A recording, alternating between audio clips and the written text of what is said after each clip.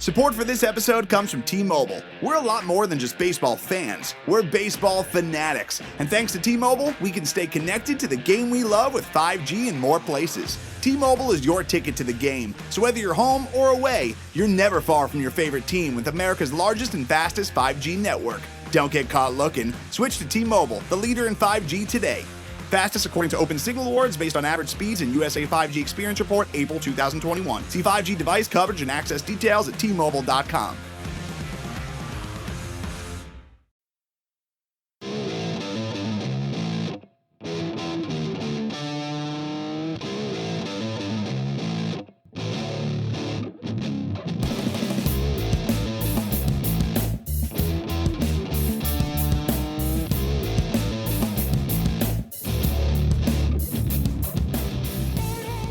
What's up, everybody, and welcome to episode 280 of the Talking Chop podcast. I am your host, Brad Rowland. It's been a little while.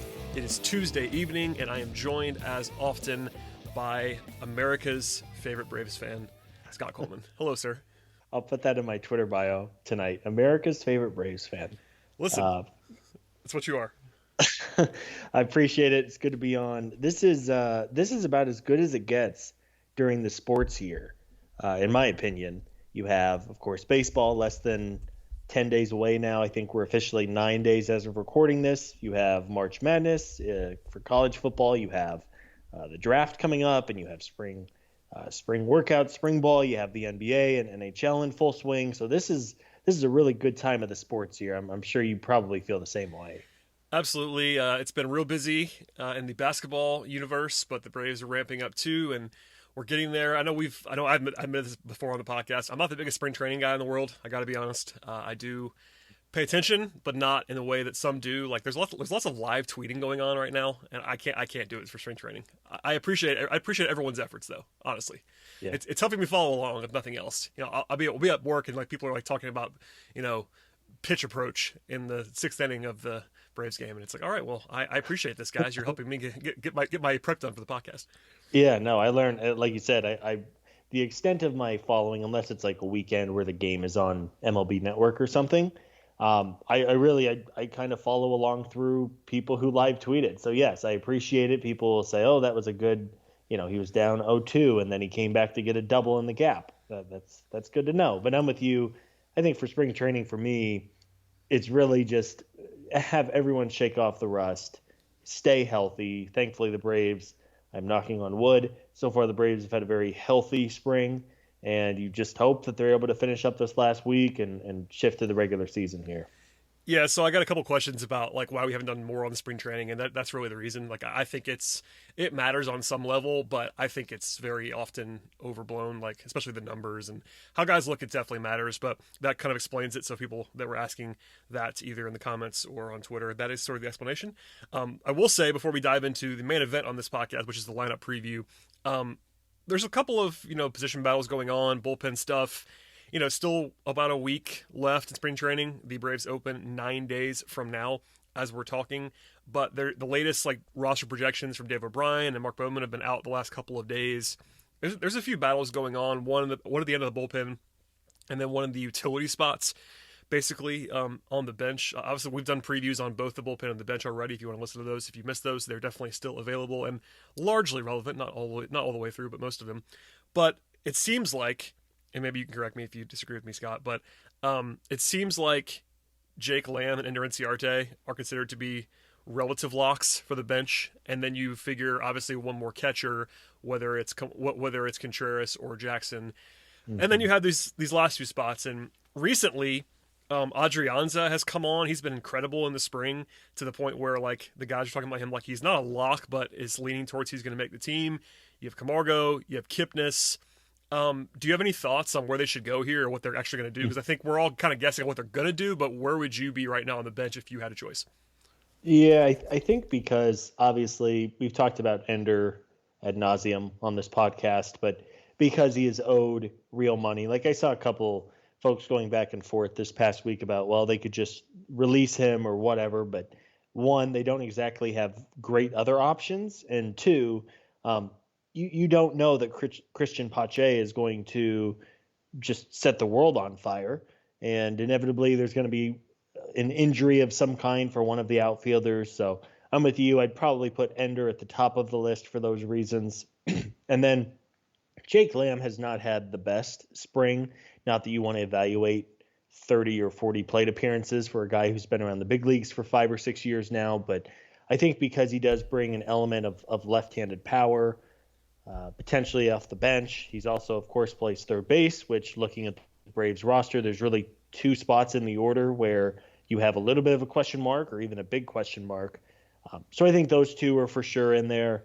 And it'll be interesting to see what they do with backup catcher. There's been, of course, Alex Jackson has been presumed the front runner, though Mark Bowman, friend of the program, wrote this week that maybe the Braves consider carrying William Contreras for the first month while there's no minor league season.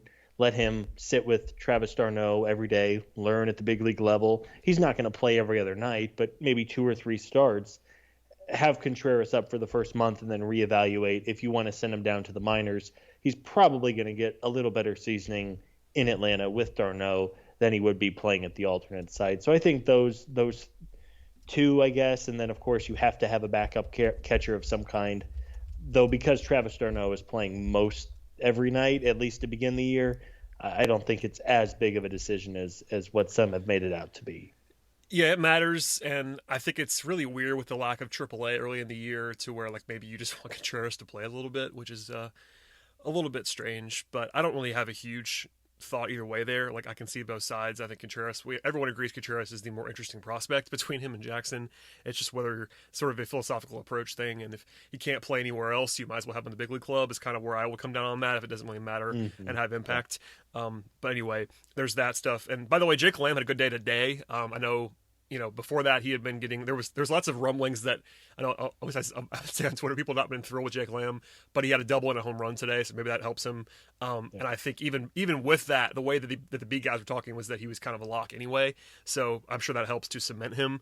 And I think he actually is the only one that has some guaranteed money as well. That also matters on some level here. So. Sure. Yeah, I think that's probably going to be the case. Adrianza, if he makes it, you're choosing between Camargo, Kipnis. I know Sandoval is like a thing, but I can't imagine them carrying Sandoval at this point. I'll be pretty surprised if that happens. Yeah. Do you have Camargo versus Kipnis thoughts? I mean, I don't know at this point. Camargo's so weird. If you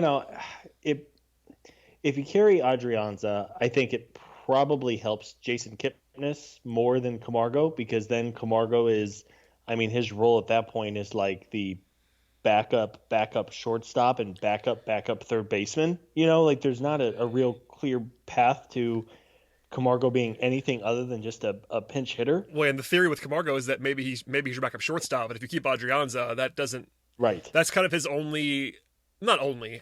That's one of his big appeals versus Kipnis is that he can play shortstop, or at least in theory play shortstop. But if Adrianza's there, like that's one off of the list at a minimum. Right. Exactly. It just kind of negates the real value of, and if you're talking about an Iron Man who never gets hurt, like a Freddie Freeman type maybe, or someone like that. But Dansby Swanson has a pretty lengthy injury list in his young career, so you do need that valuable backup shortstop ready to go. So I don't know. Jason Kipnis, he's a long-time veteran. If you do not want to overanalyze 3 or 4 weeks of spring training games, I know they value him in the clubhouse tremendously, or at least would like to if the bench shakes out that way. So who knows? I would imagine it's probably 50-50 at this point. If you assume, it would be hard for me to think they're not going to put Adrianza on the roster after just like setting spring ablaze. And he is a guy who, with the Twins, had some legitimately good moments at the big league level. So if it's between those two, I would imagine it's kind of a coin flip. But it would be interesting to know how the Braves feel about Camargo. He has been around for a while now. Of course, had the great 2018, but has been all downhill from there. So we will see. Yeah, again, we're not reporting anything, but the tenor of the reporting certainly seems to say that Adrianza is a front runner now to make the team. So we'll leave it there for now. Bullpen wise, who knows? All kinds of stuff about, there's guys with no options like Luke Jackson and Grant Dayton. One of the projections, I believe it was Bowman, that had Sean Newcomb in the bullpen to open the season. That was as of Sunday. And DOB had Nate Jones in the bullpen. So there's obviously some uncertainty at the end of the bullpen. The one thing that was interesting to me is that Bowman has now written twice in the last few days that the Braves are expected to carry an 8-man bullpen, even at the beginning of the year when they don't need a fifth starter, which is interesting to me because that means there's one less spot. There was potential to have 9, but now they're not going to do that. And also, Josh Tomlin's in the lock category. I saw that, which I thought was interesting. Not that I'm terribly surprised, but in case there was any doubt about Josh Tomlin, it seems like he's going to be on the team. Well, and again, November feels like a lifetime ago, just with everything going on in the world. But Tomlin does have a guaranteed deal, which I didn't realize until like 2 weeks ago. So because, you can hand him the ball once every week or two and have him throw 75 pitches when your starter gets hurt or that's a 10-run lead or a 10-run deficit, I guess he's a lock. He is not sexy. He did serve in a couple of higher leverage roles at points last year, even in the shortened 60-game season. But I would sure think and honestly hope that he will be the 8th man in the bullpen and just kind of eat innings. The Braves clearly value him, and he does do some good work. Of course, Kyle Wright and Ian Anderson last year at different times credited Tomlin for the work he had done with them. So they value him in that bullpen as the last man off the bench. And I guess if you're talking about the 26th man on your roster, it's not the end of the world. Yeah, no issue with me either. And, there are guys like Edwards Jr. and Newcomb, and I don't really have huge takes, honestly. Like, the end of the bullpen is what it is, and we'll react to it if we know it before our last podcast, before the season starts. But, there's basically 5 locks plus Tomlin, so there's 2 spots left, and you have a bunch of guys for those 2 spots. It's Newcomb, it's Dayton, it's Edwards, it's Jones, Jackson, Jacob Webb, all those names in one pile. So they're all kind of the same. They're all kind of different in some ways, but I have no more thoughts on that. Yeah, we'll see. They're going to run through 15 bullpen arms by the end of the year. I mean, maybe more. You would it's think. Just the way that bullpens work anymore. You have a couple of guys who are absolute locks. They're going to have their roles as long as they're healthy. But yeah, we're going to be talking about a whole lot of different options, and we'll see where they go over the next week. Absolutely. All right. With all that out of the way, we will get to the lineup preview in a moment. But first, let's take a break to hear from our sponsors. Thanks to T-Mobile for supporting this episode and for keeping baseball fans around the country connected to the game. Because when you're on America's largest and fastest 5G network, you get more than great coverage. You get to stay close to your favorite team, whether you're at home or on the road. In other words, T-Mobile is your ticket to the game. Make the switch to T-Mobile, the leader in 5G today. Fastest according to Open Signal Awards based on average speeds and USA 5G Experience Report, April 2021. See 5G device coverage and access details at T-Mobile.com. This is advertiser content from Facebook. Hi, I'm Taylor. I work at Vox Media, and I found my dream couch from Maidenhome thanks to a personalized ad on Instagram. So summer of 2019, I moved from LA to New York, super excited to start my New York dreams. And then the following spring, COVID hit and everything went downhill. And so I returned to my family home thinking that it would be for 2 weeks, and it turned into months. I just so desperately want to get back to having an adult life, having my adult life. So I was scrolling through Instagram looking for inspiration for the perfect pieces for my dream New York apartment, and then I came across an ad for a Maidenhome. I saw a sofa that I really liked, so I clicked on the ad to learn more, and I really appreciated that it came from a small business that focused on local artisans in North Carolina. Searching for and finding pieces like this has really made me so excited to get back to New York. So I'm really glad I came across this ad on Instagram, and I can already imagine myself on this couch in my new apartment. Good ideas deserve to be found. Personalized ads help you find them. Discover the next good idea and support small businesses on Facebook and Instagram. Visit facebook.com/supportsmallbusiness to learn more. All right, Scott, let us dive in to the lineup, our final positional preview. We do have one more podcast coming with some predictions. We're trying to have a 3-man group with Eric joining us to get our final takes off next week. But for now, the lineup is the last thing, and the lineup was awesome last year. We discussed this a lot on this podcast, but I want to start off, before we get to the players for this year, is just talk about how good the lineup was last year for a second. They finished 2020 4th in baseball in Fangraphs WAR as a position player group, which is obviously excellent. They were number 1 in offensive WAR by Fangraphs. They were number 2 in runs, number 2 in home runs, number 3 in WRC plus, number 1 in WOBA, number 1 in OBP, tied for 1st in slugging. So you can't ask for much more than that, quite obviously. And they also, with that as a backdrop, they're projected to be 6th in Fangraphs WAR by position players this year, which is still really, really good. And broadly speaking, there's a few guys that you would expect to be a little worse. This is not shade on any of these guys, but I think Freddie Freeman is probably going to be a little worse than he was last year because he was so good. How dare you? He obviously could be that. He could do that again. I'm not saying he couldn't, but as a traction, he probably is not going to be quite that good on a per game basis. Save for Marcell Ozuna, who was incredible last season. And Travis d'Arnaud, I think, is the other guy that I think you can't necessarily project to be quite as good. On the flip side, Ronald Acuna, you would think would be probably better because he did not have the greatest batting average. He missed some games, all that. He's an MVP. He's obviously an MVP candidate. Ozzy Albies played like half the season and was not great when he played. Those are two guys who should be better. And then maybe even like Austin Riley, you would hope would be better than he was a year ago. And even the non-Ronald Acuna center field time, like Ronnie played about half the games last year in center.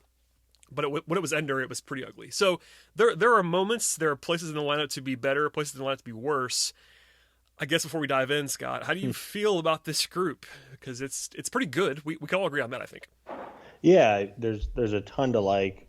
Of course, you're talking about such a good group at the top with Acuna. Presumably, it seems like Ozzy Albies will probably bat second, at least to begin the year. Of course, these things are flexible, but when you're talking about a top 4 of Acuna, Ozzy, Freddie, and Ozuna, I mean, that's as good as it gets in baseball.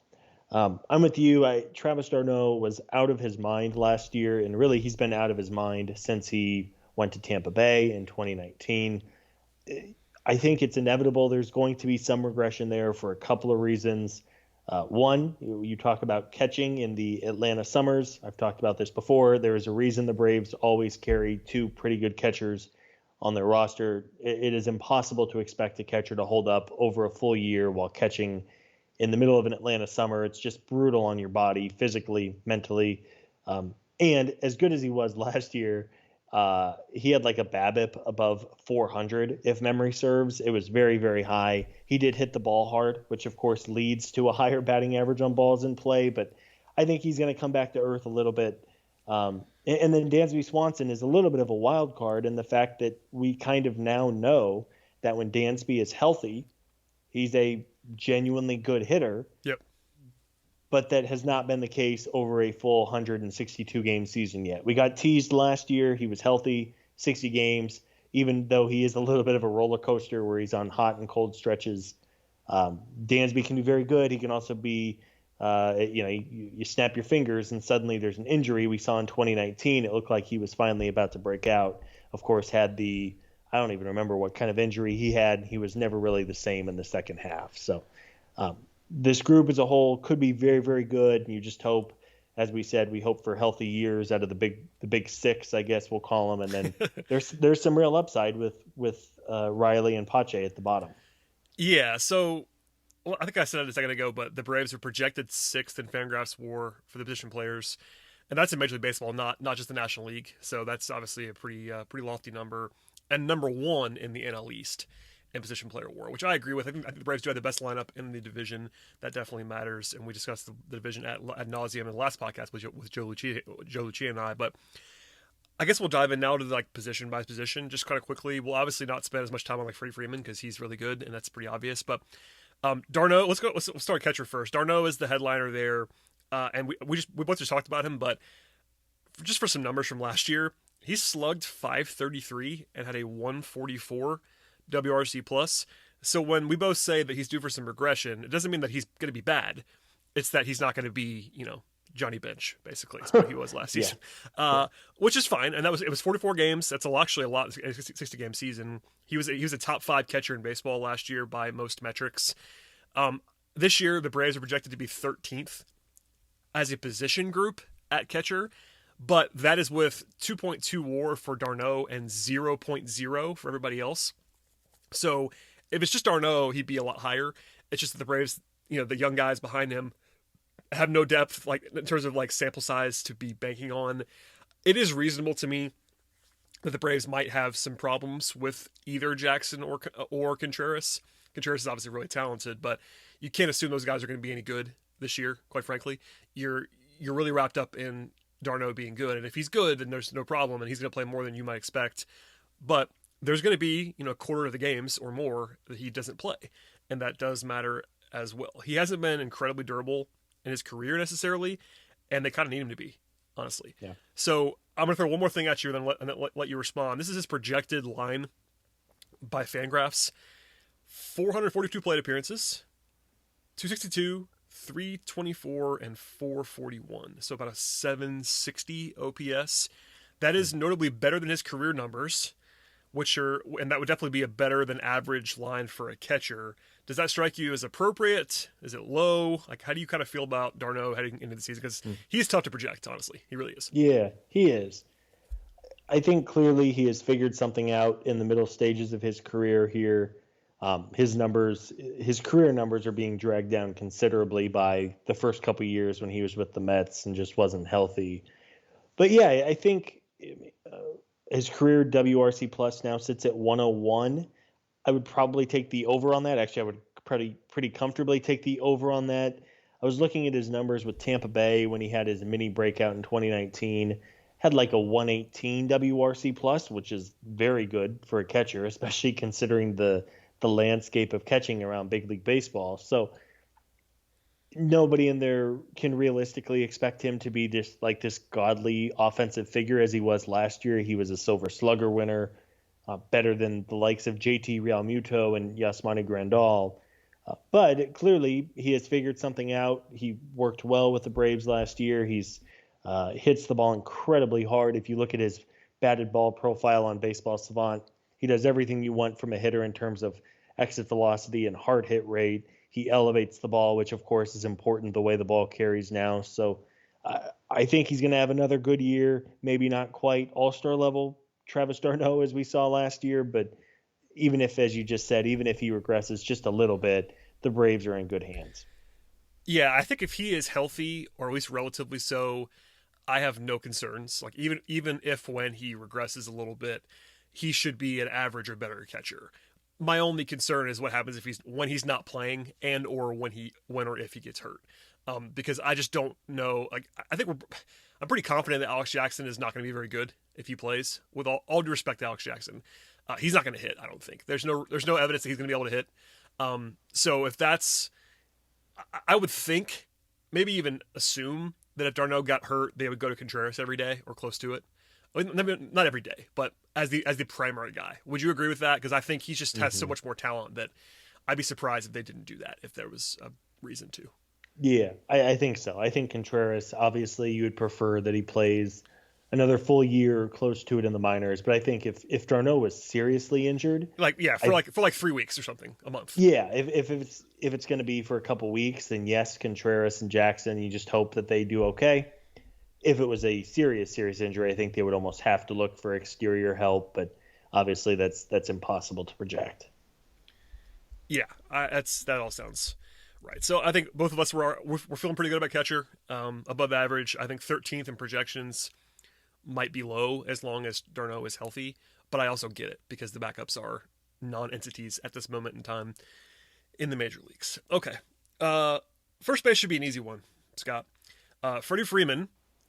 Reigning MVP. The Braves are projected, and not a surprising twist whatsoever, number one in baseball at first base, and by a lot, because Freddie is the best first baseman in the league. The numbers last year are out of this world. A 187 WRC plus, just insane. A OPS north of 1100, which is insane. He was the most valuable hitter in baseball last year overall. The only guy who was better than him at the plate on a per at bat basis was Juan Soto. So that kind of tells you like how good Freddie was. And with that said, like his projection is down from that because it has to be. But even then, he was projected for 4.5 WAR. And if you know how these projection systems work, they usually bring everybody down a little bit. So if you're good enough to be projected for 4.5 WAR, you're a superstar. So I guess the only real question with Freeman is like, what's his level now? Because he was so out of this world last year that, he's been awesome for a long time. I pulled this stat. He is 6th in baseball in Fangraphs WAR in the last 8 seasons. So he's been a top 10 player conservatively for the last 8 years in baseball. Like, we know he's that. Can he be an MVP candidate again? Is I guess the only question. I guess that and health. I don't know. So you're not worried about his 150 batting average this spring? I absolutely do not care. I guess I knew that because somebody mentioned it the other day. Like Freddie's struggling. I saw a headline. I was like, you know what? You remember? This is the other thing about last season. Freddie had COVID and arrived like on opening day with like no ramp up at all. Yeah, and granted, he was pretty bad for like 2 weeks, and then he was God after that. But it's no. Long and short of it, Scott, I'm not concerned about Freddie Freeman's spring training. Spring training. Yeah, at this point, Freddie Freeman, certified superstar. Maybe he's not quite the same MVP out of his mind that he was last summer for 2 months, but there's nothing here to suggest that he's going the wrong way by any means. He is such a complete hitter. He's really almost kind of emerged into a Chipper Jones in the sense that he really doesn't have any flaw or weakness at the plate. He doesn't strike out a ton. I believe last summer he had more walks than strikeouts. He has power to all fields. He doesn't get pull happy. He doesn't always try to go the other way. I mean, he's just a remarkable hitter. And really over the last decade, to see Freddie progress and really go from kind of a good under-the-radar player to an under-the-radar star to rightfully being named MVP a year ago has been really fun to watch. And by all accounts, a really good person, honestly. The biggest question I have is whether or not the contract extension gets done here in the next 8 or 9 days. And we'll see if that gets announced or if they announce it during the season. But as far as an on-field product goes, I don't think there's any reason to think twice about Freddie. Yes, I would agree with that. The only question is just how good, but obviously he'll be awesome. Briefly here, we should bring this up just because to cover our bases. Fangraphs projects basically nothing for anybody else at first base, nor should they, because Freddie's been very durable in his career. My question to you would be, what happens if Freddie has to miss 2 weeks for whatever reason? Just so we cover this. Yeah. It almost has to be some combination of Lamb and Riley, I guess. Mm-hmm. Like it used to be like Markakis was the break in case of emergency first baseman. Now it's probably Lamb, I guess, on the current roster. That's a little bit scary that there really isn't like a plug and play option there. It's obviously if Freddie goes down, like that's not good regardless. Right. But it's just worth noting they don't really have a backup first baseman. Yeah, I would assume between Lamb and Riley, they would probably, I don't know, would they rotate over there? Would they? Yeah, I'm guessing at some point both guys have gotten a couple reps at first base. It is certainly the easiest position to throw somebody into at the last minute. But yeah, as you said, if Freddie Freeman gets hurt for any extended part of time, it's going to be very bad. So let's hope we don't have to get there. But I guess, as you said, to cover our base, I would assume it's probably Jake Lamb and they keep Riley at third. I would imagine he's the superior defender at third base, and third is, of course, much more important defensively than first. So that would be my guess as well. Yeah, I just want to make sure we said that out loud. Maybe Ozuna at first. I'm just saying. If it was like you wouldn't do that unless it was a long-term injury. You wouldn't do that, obviously, and we are certainly hoping that is not going to be the case for Freddie Freeman. How tall is Marcel? Not that tall. Like 6 foot maybe. I'm looking this up now because I actually don't know the answer. Marcel Ozuna is 6'1" listed. There you go. Okay. Yeah, obviously you don't have to be a tree to play at first base. It's more about hiding him more than anything else. Like maybe he could just be not a complete disaster. I have no idea. That's just me guessing out loud. And again, this is something that you would never do unless it was like a 3-month injury for Freddie. Yeah.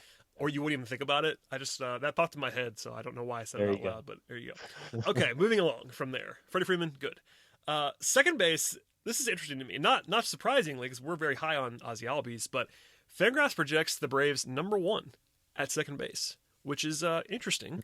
They were 20th last season. Granted, that was only about a half season of Ozzie. He played in 29 games. It was a down year for him, and he was still pretty good. He had a 103 WRC+. He was a very solid player defensively as well. And he's projected to be much better than that. In fact, Fangraphs has him projected for almost 4 wins, which is pretty impressive, given how not incredibly great he was last year. The projection there is better than his career numbers actually are, but also worse than his 2019 numbers were, which he was great 2 years ago. Ozzy's a guy that I feel like we haven't talked about a ton, just because he was kind of out of sight, out of mind for lots of last season, and he was good, but not light years good. I don't even know what to say. Like, I think it's encouraging to me that that they're projecting number 1 at second base. I think he's had an argument for a while as the best second baseman in the league, but I'm just not sure that he's definitely there. I think he's definitely in the mix, but I don't know what to make of Ozzy after last season, which is crazy because it was such a small sample size that it's not concerning to me. Like, we know he's awesome. It's just that we haven't talked about him a lot. Yeah, the good news there. I mean, I remember doing a podcast with you at some point, I think it was maybe middle of August, where I was like legitimately angry about how the Braves were handling Ozzy, and he was just going up there swinging a wet noodle. I mean, he had no strength in that wrist, and it was to the point it's like they're going to ruin this poor kid's career by playing him through this stupid wrist injury. And we see it because they've done that with other talented young players before.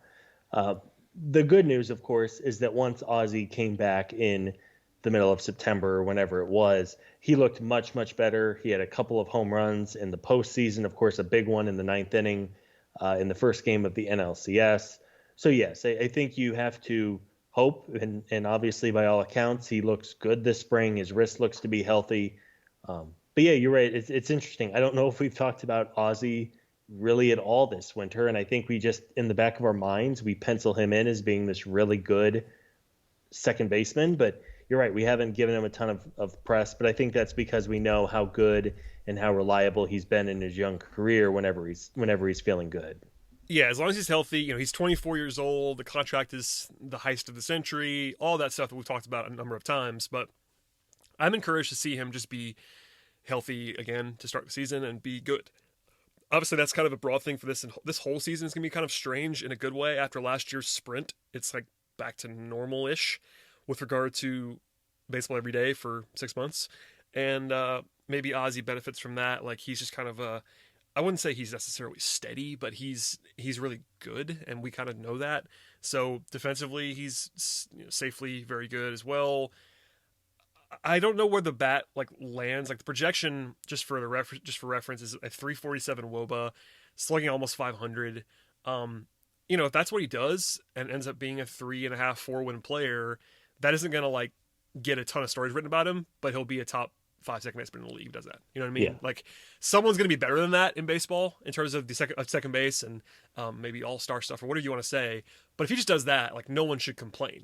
If he's just the guy, between 2019 and 2020, somewhere in the middle there, is a really good player that's, their 4th best player, basically. Or maybe even 3rd best player. I mean, there's a chance, broadly speaking, that he's their 3rd best player. I mean, obviously Ozuna was incredible last year, but it certainly would not surprise me if Ozzy was better than Ozuna this year. It shouldn't surprise anybody, honestly. Well, and he's in a golden situation because think about, he has Ronald Acuna Jr. batting ahead of him, and assuming he's batting second, you're going to have Freddie Freeman and Marcell Ozuna hitting behind you. I mean, he is going to get a ton of stuff to hit. Yep. We've seen what he can do. I mean, he's honestly one of the best hitters in baseball when he's batting right-handed. Just the absurd numbers he has against lefties. He is out of his mind against them, and again, he should be given every opportunity. And it's interesting. I think with Ozzy too, outside of just offensively, the defense is so good. Right. A great base runner, has power. On base, he probably could up his on base percentage a little bit. It would certainly help the Braves as a whole if he was getting on base at a high rate ahead of Freddie and Ozuna and d'Arnaud. But yeah, I mean, there's only so much you can say. As you said, he has just an incredible contract, just a very good, complete young player. And you hope at age 24, he is by far a finished product, that he can continue to get better and move on from that wrist injury. Yeah, so 24-year-old star level shortstop. Sorry, star level second base. That was a Freudian slip because I still believe. I was gonna say I still believe that's you speaking it to existence. We did this a few weeks ago. We were kind of joking, and I was leaning into it a little bit on Twitter, but about what if Dansby got hurt, what would happen? And Just saying, Ozzy to shortstop. The dream lives. Okay, that was my obligatory mention of Ozzy playing shortstop. In fact, let's go to shortstop. Dansby Swanson is the incumbent starter. The Braves were 7th last season at shortstop in Fangraphs WAR. They're projected 20th, so that tells you that the numbers don't necessarily buy Dansby as being great, although they still think he's going to be solid. So last year, he was awesome, honestly, like kind of sneakily even better than I remembered him being. Not that we didn't know he was good, but he had a 116 WRC plus and was worth 1.9 Fangraphs WAR in 60 games. That's very, very good. He had a career high strikeout rate, but was career best in slugging, second best in OBP, and the projections have him taking a slight step back from that, actually only being worth 2 WAR for the season after basically being worth that last year. That wouldn't be a mess, in my view. Like, if you, I think I've said this exact thing before, I know you have as well. If Dansby's just a 2-win player, that's not bad, but no one will be excited about it. So it's like kind of that middle ground where I can't tell you that's going to be a disaster if he just lives up to that projection. But if he does that, you'll definitely hear a round or 3 or 12 of, is Dansby the guy at shortstop long term? So it's kind of it's a double-edged sword. Like, he's got to be not quite what he was last year, because that's, I mean, if he's capable of doing that for sure. But if he's just an above-average starter, we'll probably be okay with it. But there's this notion that he's not living up to this potential, I guess. I don't know. He's always such a weird player, but last year he was good. I want to make sure that we know that he was legitimately good last year. Yeah, I mean, you look at his numbers, he was on pace to be a 5 WAR shortstop. I mean, those don't grow on trees, and they don't grow on trees, especially when they're making their second year of arbitration money, right? I don't know what to expect with Dansby. As we said a little earlier, when he's healthy, I think we feel pretty good about him. I think he could be a 5 WAR shortstop, and this is, of course, on the better end of expectations or projections. But I think if he can stay healthy and do what he did last year, he's going to be a 4 to 5 win shortstop, no problem. And I think then you can probably count on him to be the Braves' shortstop of the future. I think then he would have shown that once he can avoid injury, he's that guy. But again, he's never done it over a full year before. And I know Dansby defenders and I have gone back and forth a little bit. And the reason that these projection models aren't super high on him is, yes, he had a great 2 months last year. He had a great 2.5 months in 2019.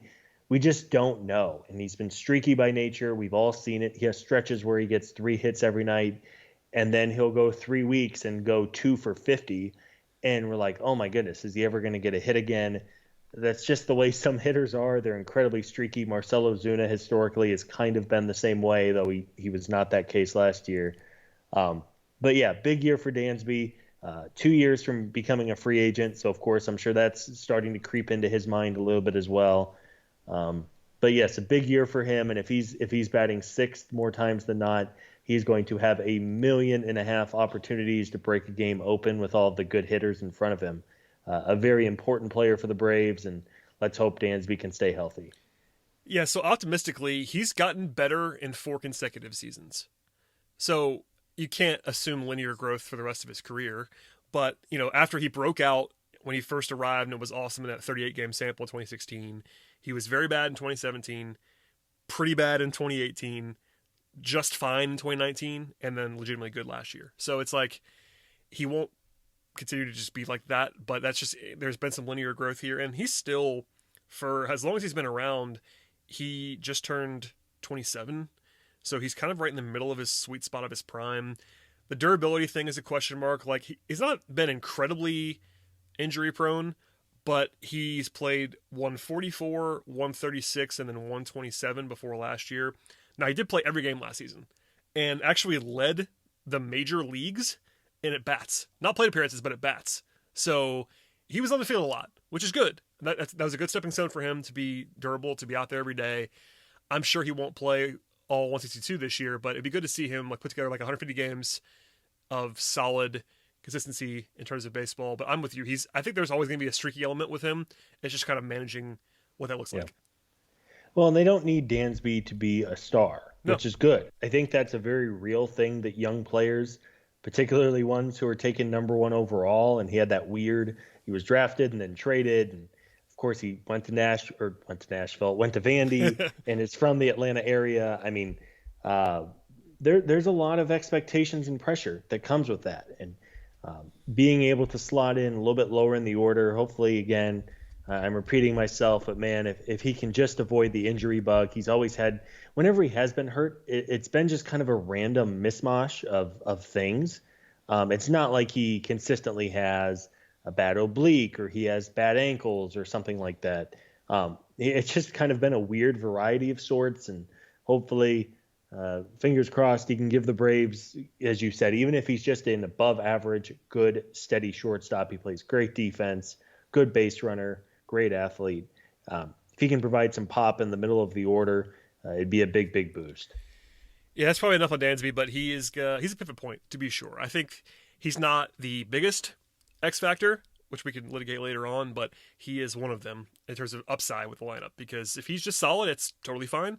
But we saw last year what he's capable of in a smaller sample, so we'll see. The next one that I want to get to is third base, and this is the single biggest question mark. There are other question marks too, but last season, the Atlanta Braves were dead last in Major League Baseball at third base in terms of Fangraphs WAR. They were worth negative 0.5 Fangraphs WAR. A lot of that's Riley. It wasn't all Riley, but they were really, really bad last year at third base overall. This year, they're projected to be 25th, so it's better than 30th, but that's obviously the worst spot for Atlanta. Well, actually, they're 26th at center field, which we'll get to in a second, but that's more of an interesting one because Pache is going to be a thing. Anyway, that projection of 25th has Riley as the main guy at 500 plate appearances, with Jake Lamb for about 150, and then the rest between Camargo and Adrianza, so there's some noise in there. Riley's projected for 1.2 WAR, which is better than he was last season, but also not particularly good for a semi-full-time starter. He will be 24 in a couple of weeks, but at this moment in time, Riley has a career 87 WRC plus. And for a guy that is billed as a bat first, power bat guy, his defensively, he's better than I thought he was going to be, but he's not like great either. So he's just got to hit. I mean, we all know that, but he has to hit. He has a career 288 on base percentage. That's tough to live with unless you're just absolutely mashing. And the power is real. We all know that, but he's got to put something together. This is a big year for him. I think we all know that, but this is kind of it for Riley in terms of like, if he's not at least like a 1.5, 2 WAR player this year, like his days as Braves full-time starter are probably over. I mean, it doesn't mean he won't bounce around. I mean, he could be somewhere else and play later. He's still going to be pretty young, but I can't imagine if he struggles mightily again this year that they're just going to let him keep doing this every. Yeah. That's so for him individually, it's a big season. We all know that, but it's just kind of, that's what it is. It's weird to say this about a guy who will turn 24 years old next week, but you're absolutely right. I mean, he plays at a premium position, especially offensively. And while he has about 500 plate appearances at the big league level under his belt, I know there were some things that he improved upon a year ago. The strikeout rate was cut almost by third, which was great. He did walk a little bit more, but his power went down. If you look at his batted ball stuff, he hit the ball on the ground more often than he did the year before, which is, with his power profile and the way the baseball just flies out of parks, is not a good sign, right? Like, you hit a ball on the ground, your chances of it being a hit are so much less than if you rocket one as a line drive or hit it in the air with his power. So yeah, I have no idea. If you're telling me in a year that we're talking about Austin Riley, who just had a big time 3 WAR season, I wouldn't be surprised. Yep. If we're talking in June about who the Braves are going to pursue at third base at the trade deadline, I wouldn't be surprised either. I mean, I think there's so many ranges and outcomes with Riley. Maybe, I know he has bounced around a little bit defensively. Maybe being at third base every day will help with that. He's not as worried, and he can kind of take it off a little bit. He's not worried about transitioning to left field. Maybe that'll help. But man, there are so many different outcomes with Riley, and I don't think anyone really has a great read or feel on it. But we'll see. I think obviously it makes things a lot easier for Atlanta if he has a good year. But I'm with you. I think if he struggles, I don't think it's out of the question that they could make a mid-season adjustment. And then, of course, as they do with every player on the roster, I think in a year's time, if he has a bad 2020 or 2021, they will have to make an adjustment, even though he's only 24. You can't wait around forever when you're in a World Series window. Yeah, they're trying to contend, which is kind of the looming thing there. If you're a long-time listener, you'll know that I've never been the biggest Riley guy in the world. I don't think he's bad either in terms of a prospect, but I was never like over the moon. But I say that because I'm about to give him some context that I think will help. He's actually played more innings in the outfield defensively than third base in the major leagues. Did you know that? So no, but that's a great stat. I would have bet the under on that for sure. Yeah, so, that's interesting. It's 515 innings in the outfield and 421 at third. Also 61 at first, which I had kind of forgotten that happened. But it was, I think, while Freddie was out. Anyway, maybe it will help him settle. This might be overrated. It probably is, to just kind of only play third and only do that because unless there's an injury, he's not going to left for any reason because Ozuna's got to play there. And, maybe that settles him down. And again, as much as I'm not been over the moon, I thought he'd be better than what he's been so far. So I think the talent is better than what he's been. That's kind of what most can agree on. And it's maybe he just gets, he is the guy. I mean, maybe they're going to play Jake Lamb there a little bit. Maybe he won't play. Maybe it won't be Riley every single day at third base at the start of the season. But he's going to play more often than he sits. And he's the starter. He's only playing one position. He's 24 years old. It's a good time for him to like just come into his own a little here. So if you want to be optimistic, it's pretty easy to do that. This is a guy who still was a pretty big prospect. It wasn't like he was Christian Pache, like a top 10 prospect, but like a top 50 guy, like real talent. We've seen him be awesome for a couple weeks at a time. There was that one stretch where he was just absolutely mashing home runs every night, basically. So that's not real either, probably. But you can see, it's like you kind of said, it's easy to see a world in which Riley is a solid starting third baseman this year, like a 2.5 win player. If that happens, like the Braves are in fantastic shape. He doesn't have to be awesome. It's kind of like Dansby, but even on a lower level, just be solid.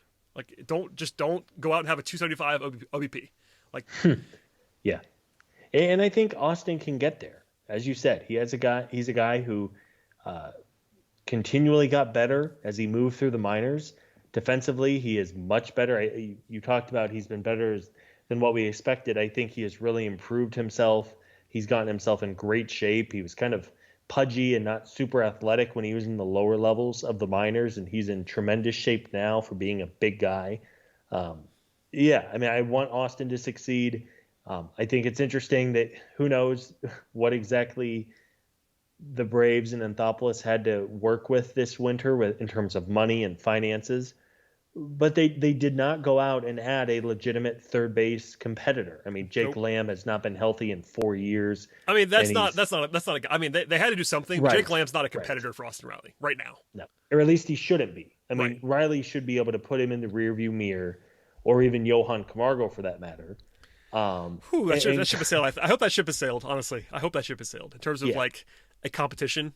I remember those days fondly. It wasn't that long ago. It was like Riley or Camargo at third base, and now it's kind of not that anymore. And I think at this point, I mean, maybe they work in Jake Lamb like against Jacob deGrom, right? Like if it's just a brutal right-handed starter, maybe they try to work Lamb in there a couple times just to give Riley a breather. But I think at this point, you almost have to play Riley every night at third base.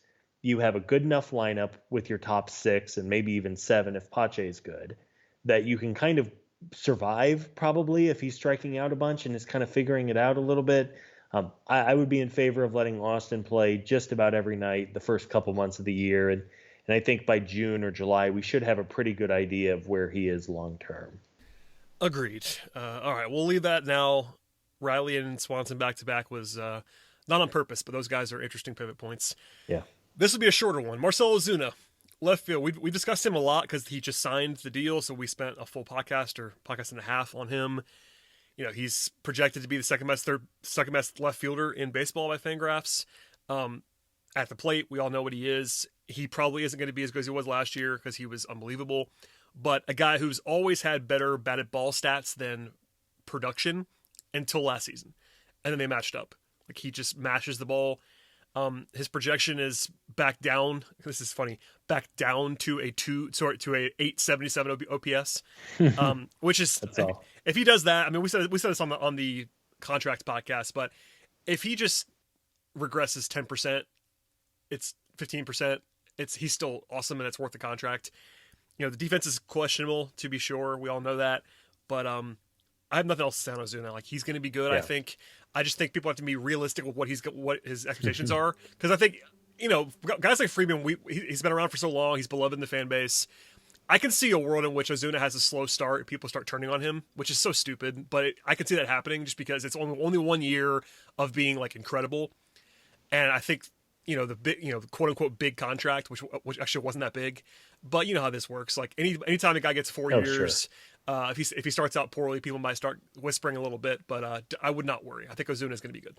Yeah, I do too. All of his batted ball profile shows he was in the 98th percentile for so many things last year, and he's been a guy really his whole career that he was just hitting the ball really, really hard. He was that guy in Miami. A little bit of a lesser extent in St. Louis, though it doesn't sound like that was the best situation all the way around there if you read between the lines a little bit. And then, of course, we know he went nuclear last year. So I'm with you. I don't see any reason why Ozuna is going to come crashing down. He probably, I'm sorry to say, but probably won't be like the second best hitter in baseball again, like he was the last summer. But he also won Triple Crown. I mean, he was actually a Triple Crown candidate last season, which is insane.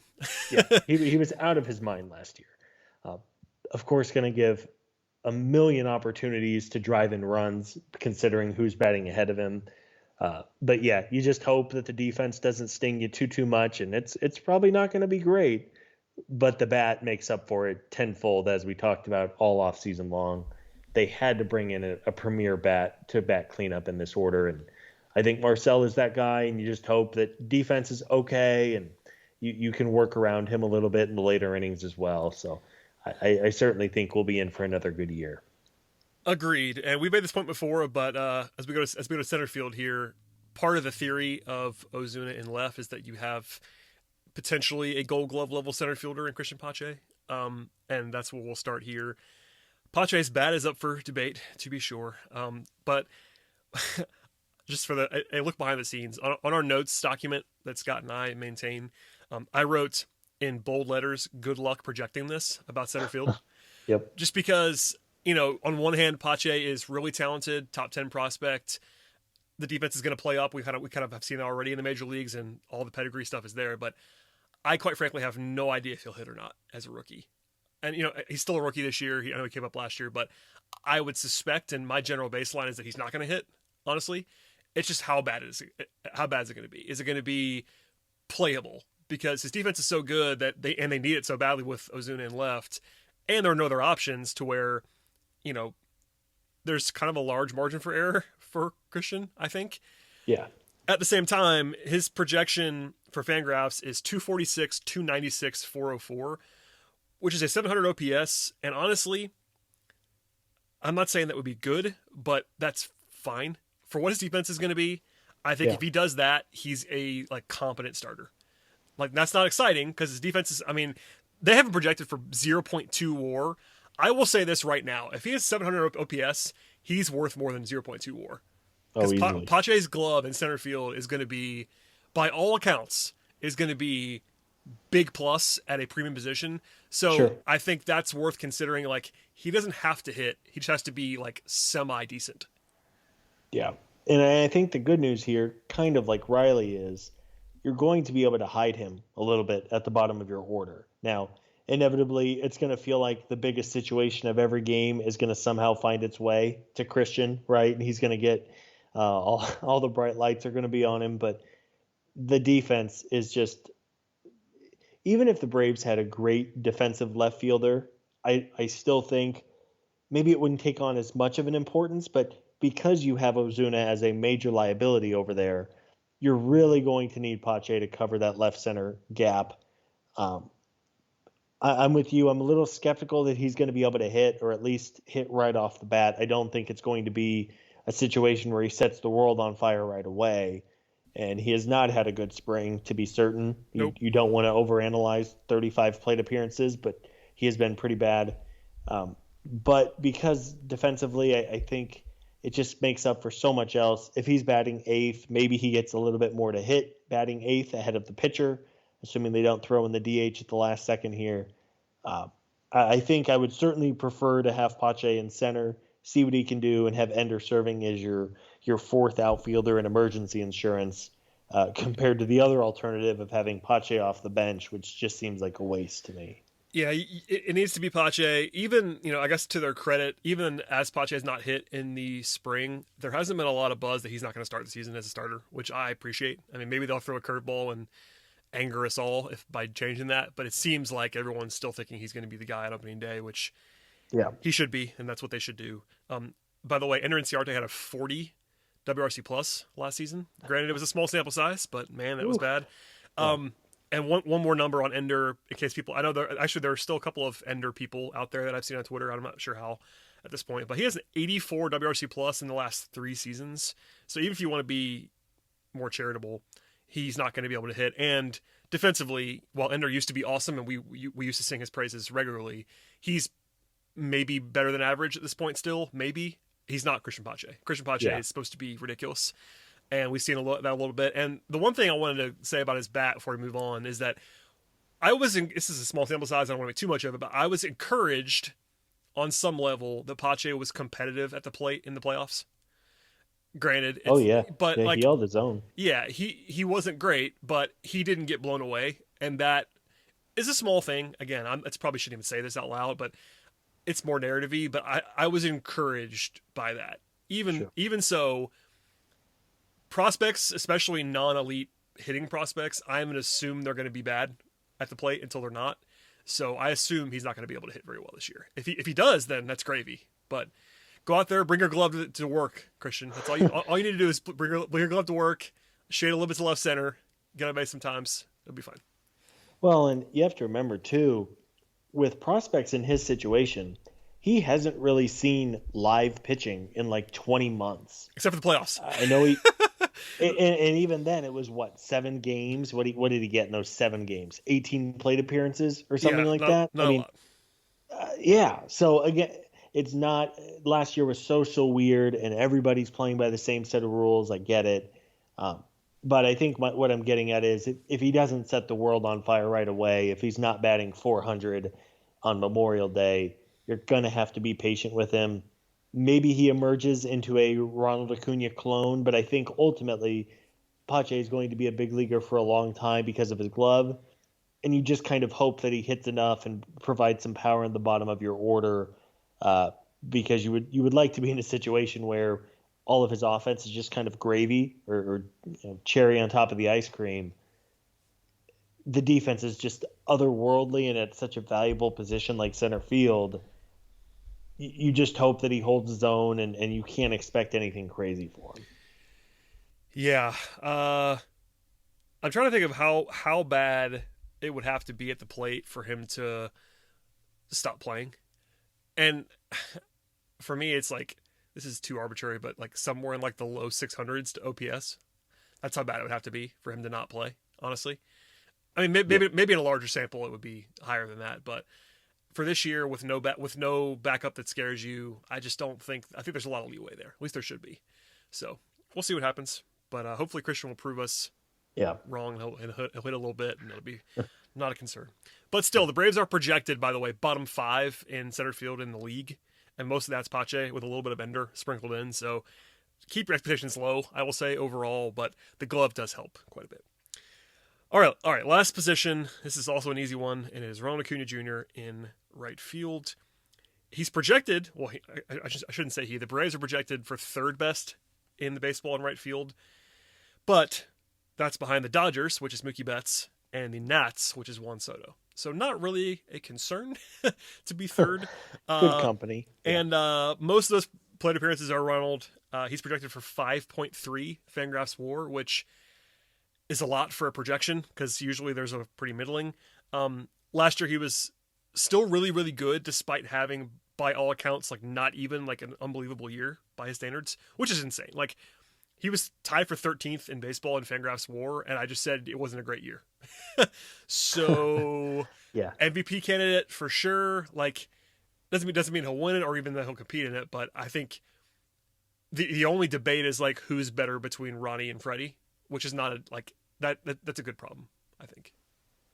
Yeah, I think when you're talking about just sheer upside, I'm not sure there's a player in Major League Baseball with a higher upside than Ronald Acuna Jr. I mean, do you agree with that? Just with his as a full-time player, like as a yeah 5 tool, like I do think, and not to do this whole thing again, I think Juan Soto is a better hitter than Ronald Acuna, but Ronald is better at everything else, and you could talk about Betts, you could talk about Lindor or Tatis, or I mean, obviously Mike Trout exists in life, so Mike Trout is still the guy, but that fella. But I mean, at a bare minimum, Ronnie might be capable of like a 9 or 10 win season at some point in his career. Like he's that kind of guy where if he puts it all together for 6 months, the one thing last year they didn't do was hit for average, and then he walked 15% of the time, so it didn't matter. So like he has no weaknesses at this point in time. Yeah. At his age, it's honestly like I laugh because it's just so absurd. But he's scary good in a way that it's like hard to talk about without saying the same thing over and over again. He just doesn't have anything you're worried about really. Well, and you hope. I mean, he did that last year. He had the wrist injury. Yeah. I think it was Jason Stark of ESPN, longtime reporter, reported earlier that the Braves feel really, really good about where Ronnie is at this spring. Sounds like he's dropped about 15 pounds, which would presumably only help him. He's adjusted his swing a little bit. He launched a ball for a home run on the on the inner half that was always good. He's gotten exposed on the inner half a little bit at times in his career. But yeah, again, the sky is the limit for him. If you're telling me that in 6 months we're going to be talking about him as a runaway MVP candidate, it would not surprise me. He has been a little inconsistent at times. He's kind of like Dansby. He's streaky. He's on one of his good streaks right now in the spring, and I think we've seen just how – I mean, he can literally single-handedly carry the Braves for days on end when he's in one of his stretches where it seems like you look at the box score and he had 3 hits with a homer and a double. I mean, he'll have stretches where he's not making great contact, but yes, I think he certainly has that MVP upside. You hope that he can avoid the wrist issue that was bothering him a year ago. And out of that leadoff spot, I'm not sure there's a more dynamic player in baseball, and should be in for a great year. Yeah, it's well said. I mean, to wrap this all up, I think that the lineup is still the strength of the team. Maybe you'll disagree with me, but I doubt that you will. It's still the strength of the team. There's some pivot points here. Is like, are the Braves the best lineup in baseball like they were last year, or at least the top 2 lineup in baseball like they were last year, or do they kind of regress down to the 5 to 10 range? And that's a big swing. They won the division last year because the lineup was awesome and the bullpen was awesome, and that could happen again. And the rotation should be better. All that stuff. We'll do our final predictions next week, but I have no doubt the Braves are going to be good offensively and as an overall position player group. The only real question is like whether they're going to be uber elite or just good. Do you have thoughts on where this group actually lands? Like, was last year real to be a top 2 offense in the league? I think it's certainly possible. I mean, there's a wide range, as we've talked about for almost an hour and a half now. There's a wide range of outcomes with a handful of these guys, but yes, I think this group has the potential to be in the top 3. I mean, is it crazy to say that in a year's time, if this is the best lineup in baseball, is it impossible? No. I mean, there's some really good lineups out there, to be certain. But I do think there's also a little bit of a realistic expectation for some regression from some of these guys. From d'Arnaud, you can't pencil in Marcell Ozuna and Freddie Freeman to just be ungodly again. But even if that does happen and you say, well, yes, but you get a better year out of Ozzy, you get a more consistent year out of Acuna, there's just so much talent in this, and maybe Riley or Pache take a step forward. I think this is easily a top 5 lineup in the game with a lot of upside. That sounds right to me. We did it a little bit earlier, but there are guys who you would think would be, the same or worse, and there are guys that should be, you would think, a little bit better. At the end of the day, you want to avoid injuries. Depth is not a huge strength. I will say that. The bench, as we've discussed numerous times, is not elite, so health is going to be big for this group. But as long as the top 5 or 6 guys are relatively healthy, there are not a lot of concerns with this lineup. The bottom guys are not necessarily going to be fantastic, but there's enough upside to where, if everything broke right even in a like 90 percentile outcome, not even 100%, number one offensive baseball is like not out of the question. More realistically is more like what Fangraphs has, which is like 5 or 6 in baseball. That's which fine. should be fine. Yeah, I mean with a rotation that looks good on paper and I guess we'll say the top end of the bullpen that looks pretty good. I think the top 5 anyway. Yeah, right. Looks fine. Yeah, I mean that's the thing. Last year, like we've said a number of times, it was the lineup and it was the bullpen, and the rotation was just ghastly for most of the season. You're looking for a more balanced approach between the 3 units this year, as we've all kind of discussed. But I mean, the offense is still the best part of this team, like kind of without question. So you're leaning on that. They need it to be good, but it should be. So yeah, that's all we got. We're probably done, I think, on this as we go into the hour and 3-minute mark. Scott, if you have any final thoughts, please share them. If not, if you've written anything, please plug that as well. Tell people where they can find your stuff, as we might have some new listeners closer to the season. So there we go. Plug your stuff.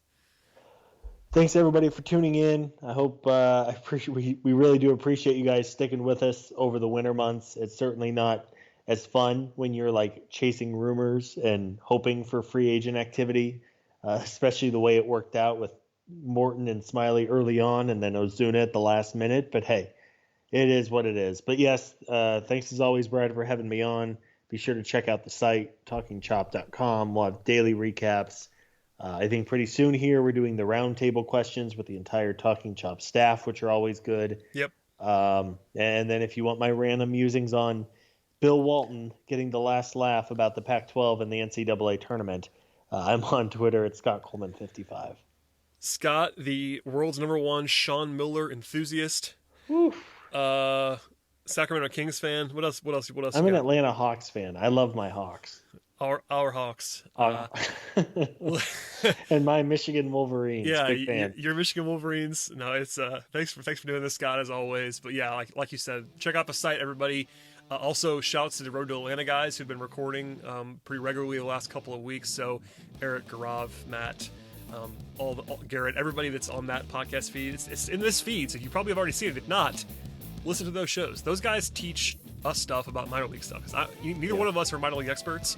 Those guys actually are. So if you want the whole mix of all of that, check out all of our podcasts, or at least download them if you'd like to do all of that. Subscribe, rate, review, tell your friends, follow Scott, follow me if you'd like to, follow Talking Chop. We'll see you all next time.